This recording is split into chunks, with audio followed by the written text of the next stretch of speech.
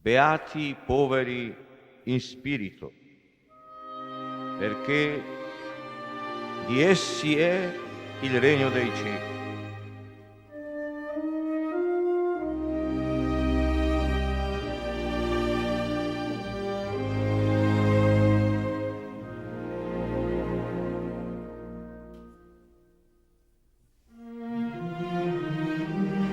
Beati gli afflitti, perché saranno consolati.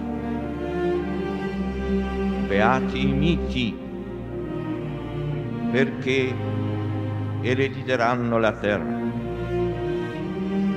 Beati quelli che hanno fame e sete di giustizia, perché saranno saziati.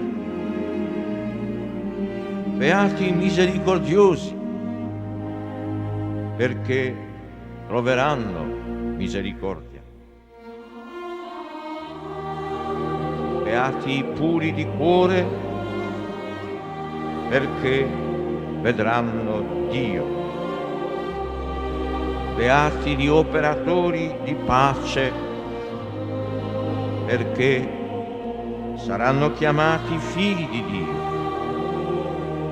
Beati i perseguitati per la causa della giustizia, perché di essi è il regno dei cieli.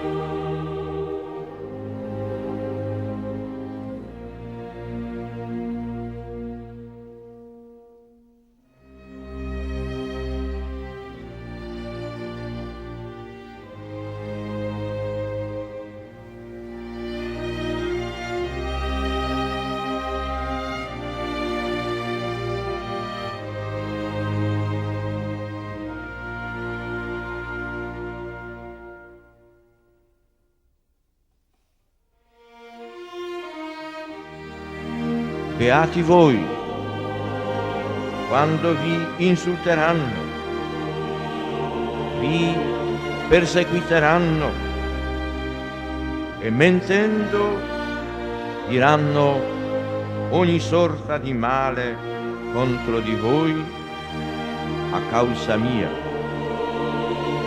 Rallegratevi ed esultate, perché grande è la vostra ricompensa nei cieli.